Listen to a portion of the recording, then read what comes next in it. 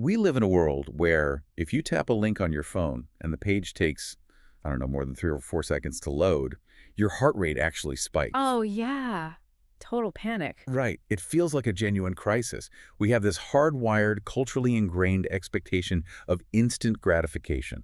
You ask a question, you get an answer. Mm. You order a package, and it is sitting on your porch before you even pour your coffee the next morning. Yeah, it's a completely frictionless, on-demand existence. Like, Yeah. we've structured our entire society around this idea that solutions should be immediate Right. and highly visible and honestly require minimal effort on our part. Which makes what we are exploring today so wonderfully countercultural. Welcome to this deep dive. We are unpacking a comprehensive guide from Ob Audio about an ancient, highly structured spiritual practice. Yeah, the Novena to St. Joseph. Exactly. Okay, let's unpack this because it is genuinely fascinating that in an era of instant everything, a devotion built entirely on slow, persistent repetition over 9 consecutive days remains incredibly popular for millions of people. It really does. It's huge. So our mission today is to look at the history, the precise mechanics, and the surprising psychology behind why you might actually want to commit to this. Yeah, we're going to figure out who St. Joseph actually is in the historical texts. Right, the man himself. And how this specific prayer structure rewires your brain, and really how you can practically fit a multi-day commitment into a modern, exhausting life. Because life is exhausting. Mm. But to truly understand why a 9-day prayer works, Yeah. you really have to start with the man the prayer is directed toward. You do, because his defining characteristic in the historical and biblical texts is exactly the kind of quiet, unrelenting persistence that the novena itself requires of you. The silent protagonist of the story. Right, St. Joseph. Whether you grew up seeing statues of him in a church or you're coming to this completely fresh, the baseline historical understanding is that he is the foster father of Jesus and the spouse of the Virgin Mary. Mm-hmm. But what really jumped out from the source material is how remarkably little the scriptures actually say about him. It's almost nothing. Right. He appears briefly in the infancy narratives of the Gospels of Matthew and Luke, and then he just largely vanishes from the record. He does. But the details we do get, however, carry immense theological and psychological weight. Okay, like what? Well, the Gospel of Matthew, specifically chapter 1, verse 19, describes Joseph as a righteous man. Righteous man. Oh, Yeah, and in the Jewish tradition of the time, that wasn't just, a casual compliment about being a nice guy. like, oh, he's a good dude. Exactly. It meant someone who faithfully and rigorously followed God's law, but did so with profound compassion. Oh, that's an important distinction. It is. We see that dynamic play out immediately when he discovers Mary is pregnant before they live together. Right, which was a huge scandal. Massive. His first instinct, governed by law, could have been public vindication. Sure. But instead, his instinct is protection. He decides to divorce her quietly to save her from public disgrace, or even worse. And his absolute hallmark is this immediate silent obedience. Like an angel appears in a dream, telling him not to be afraid to take Mary as his wife. Mm-hmm. He wakes up and just does it. No questions asked. Exactly. No recorded hesitation, no demanding a sign. And then later, he is warned in another dream to flee to Egypt because King Herod is coming for the child. Yeah, a literal life or death situation. Right. And the text in Matthew chapter 2, verse 14, says he rose during the night and left. He does not wait for morning. He doesn't pack up the house slowly. Right, he doesn't ask for a travel itinerary, he just goes. But here is the detail from the sources that kind of blew my mind. What's that? He never speaks a single recorded word in Scripture. Not one quote. What's fascinating here is that this pattern of silent, selfless execution is exactly what made him the ultimate model for anyone seeking to align their own will with a higher purpose. Wow. It's not merely about the fact that he protected his family, but how he did it. He acted without demanding a detailed roadmap first. Which is so foreign to us. Completely. In our modern context, we want the data. We want the predictive model. We want the absolute guarantee. Oh, for sure. But Joseph operated purely on trust and immediate action. You know, I couldn't help but think of an analogy while reading through these texts. Oh, yeah. Joseph is the ultimate actions speak louder than words guy. Think about being put on a really chaotic group project at work or school. Oh, I know those well. Right. There is always that one person who never complains, never argues in the Slack channel, never grandstands in the meetings. Yep. But they silently execute all the most critical, life-saving tasks in the background. They format the data, they fix the broken code, Yeah. they hold the entire structural integrity of the project In together. lieu of the team. Exactly. And they don't even care if their name is on the final presentation slide. That is Joseph. That's a great way to put it. He is a man defined entirely by his actions, his quiet courage, and his endurance. And because he represents this persistent trust, the method that developed over centuries to ask for his spiritual help is built on that exact same principle. Which brings us to the actual mechanism we are dissecting today, the novena. The novena. Yeah. The word itself comes from the Latin word novem, meaning 9. Mm-hmm. The source traces the historical and biblical origin of this back to the book of Acts, chapter 1, verse 14. Right. The upper room. Yes.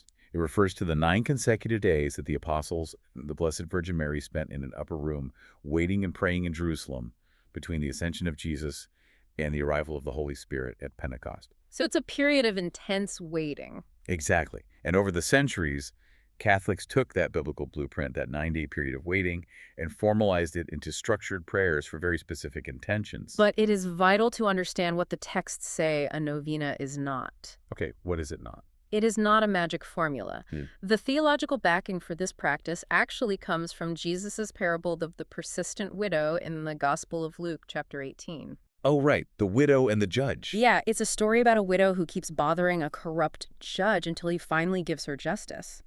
It's meant to illustrate the necessity of praying always without becoming weary. See, I have to push back here. Okay, go for it. Because if you're listening to this, human nature is probably whispering, hey, I just spent 9 days doing this highly specific, structured routine.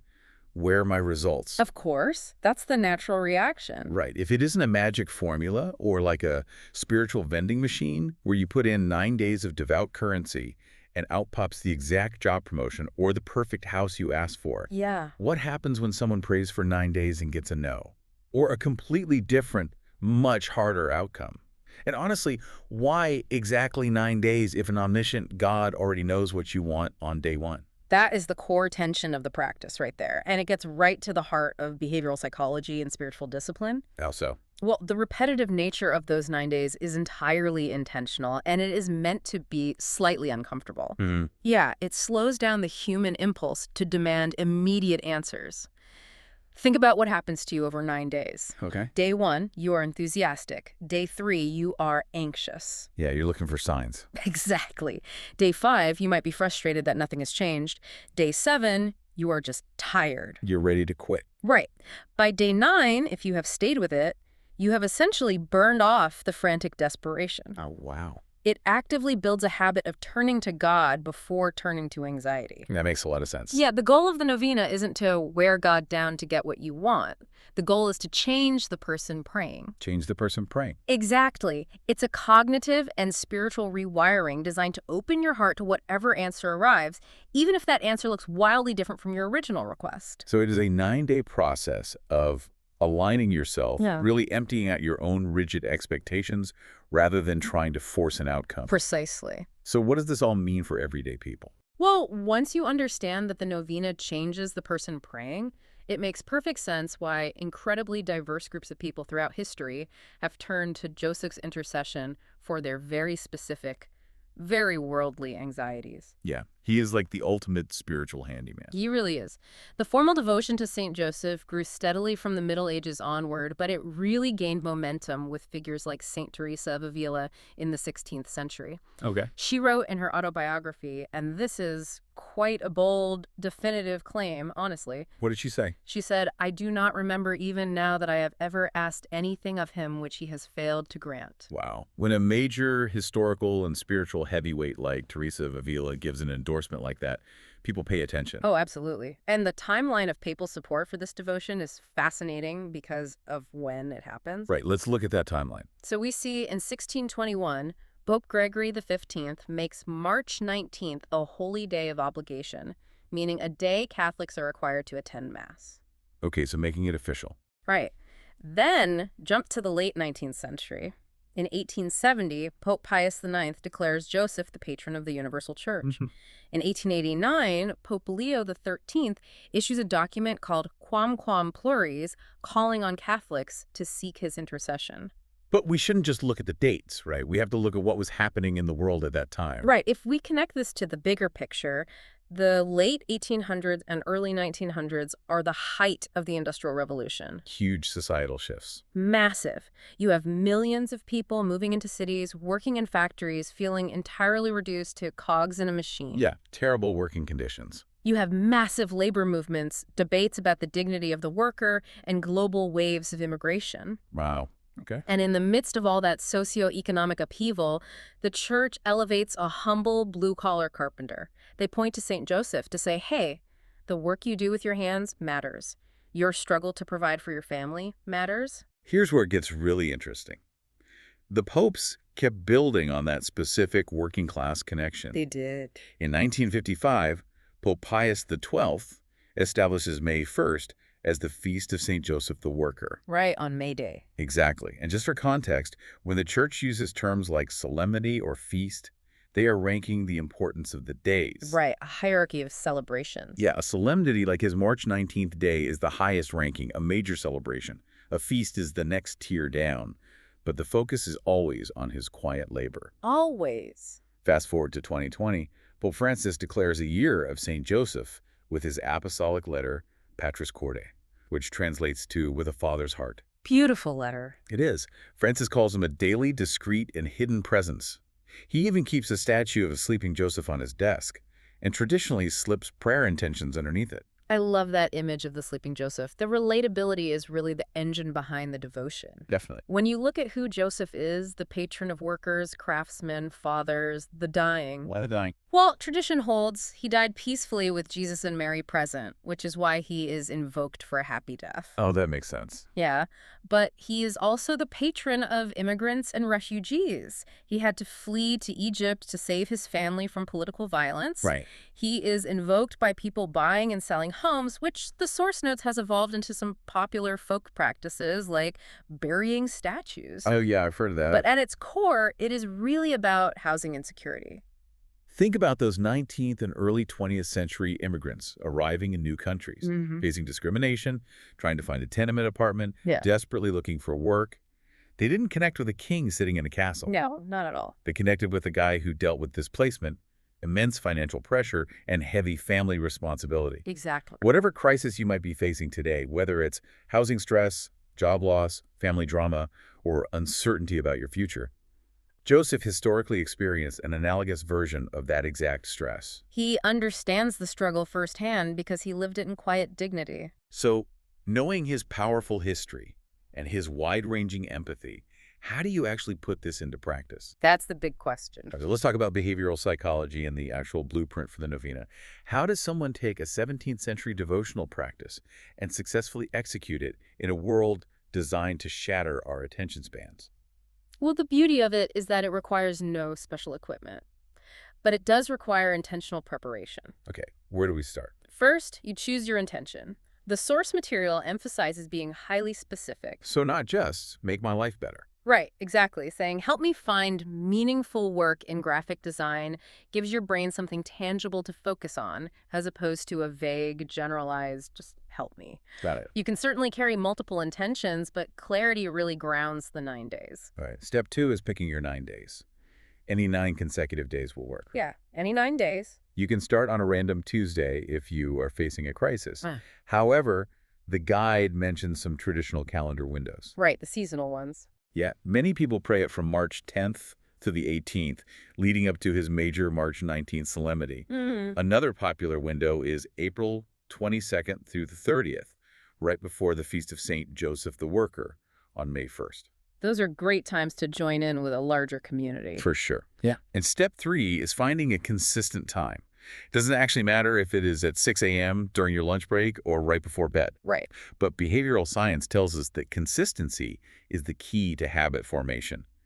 Tying the prayer to an existing habit like your morning coffee works much better than just hoping you'll find a spare 10 minutes. Oh, absolutely. Habit stacking is crucial. Once you have your intention, your days, and your time, the daily structure itself is highly organized to guide your focus. What does that daily structure look like? Each day follows a 4-part pattern. First is the opening prayer, where you explicitly address St. Joseph and state that specific intention you decided on. Okay, setting the stage. Exactly. Second is a day-specific meditation.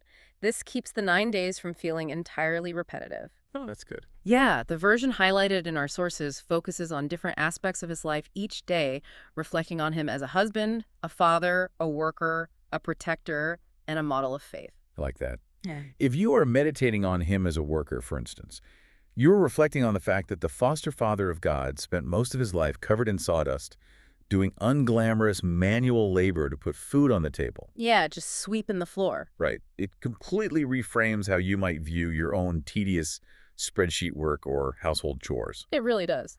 So then, third is the core Novena prayer, which is the traditional text you recite every single day. hmm And fourth is the closing, which consists of familiar Catholic prayers and Our Father, a Hail Mary, and a Glory Be.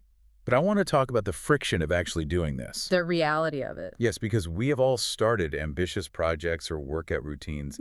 Day one, you are highly motivated. Oh, yeah, you buy the new shoes, you're ready to go. Right. But day four hits. You had a terrible commute, the kids are screaming, you are physically exhausted, and you just want to scroll on your phone and go to sleep. Yep. How do you keep from just going through the motions or abandoning it entirely?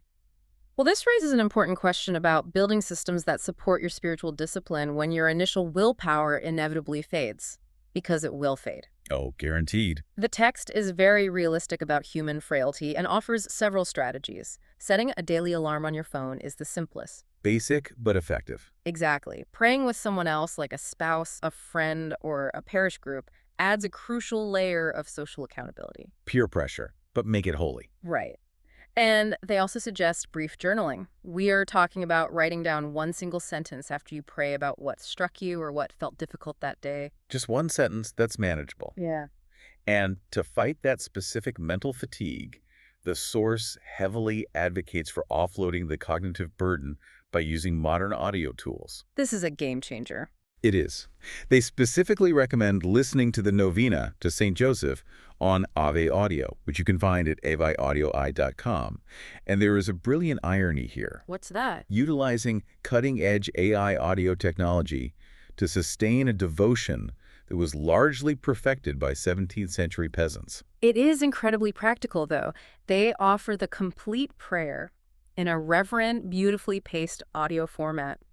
Hearing it spoken aloud, perhaps during your commute or while you are winding down in the dark, helps maintain your focus when your eyes are simply too tired to read the text. Right, you just close your eyes and listen. Exactly. It acts as a cognitive safety net. Using a tool like AvAudio at aviaudii.com or leaning on a prayer partner removes the pressure on you to be a perfectly focused mystic every single second. You don't have to be a monk. Right. The goal isn't perfect execution. The goal is simply showing up, even when you're deeply fatigued. Which honestly perfectly mirrors Joseph's own quiet daily grind. Yes. He wasn't giving profound theological lectures. He was just showing up to the workshop day after day, tired or not. And that daily faithfulness is the entire point.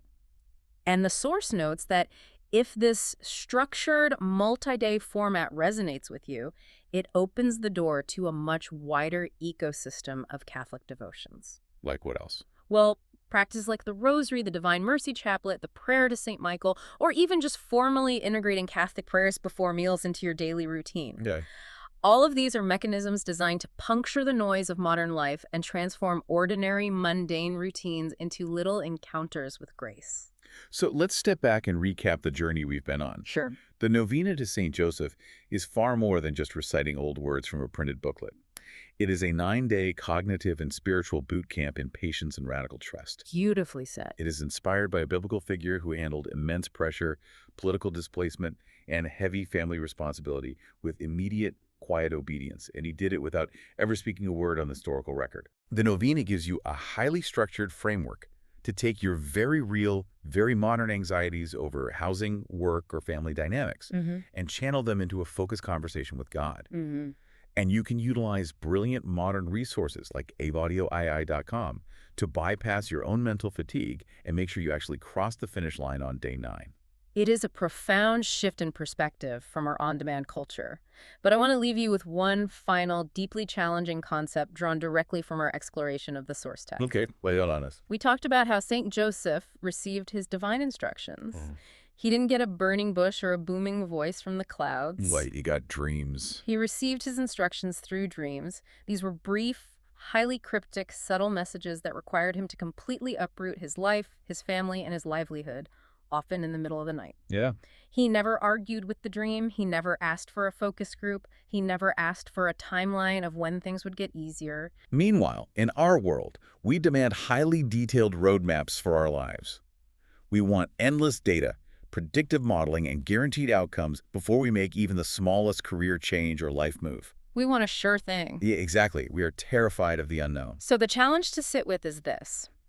How incredibly difficult is it for us to cultivate that level of quiet receptivity today? Wow. Can you put down the phone, turn off the noise, and create enough silence in your own life to actually trust a subtle, cryptic prompt that asks you to move forward into the unknown? It really makes you look differently at that spinning loading wheel on your phone screen, doesn't it? It sure does. The sheer contrast between our demanding anxiety for an instant answer and a man who quite literally changed history just by quietly trusting a slow, silent process. Thank you so much for joining us on this deep dive. Thanks for listening. We highly encourage you to explore the resources we discussed and perhaps find a quiet moment this week to start your own 9 days.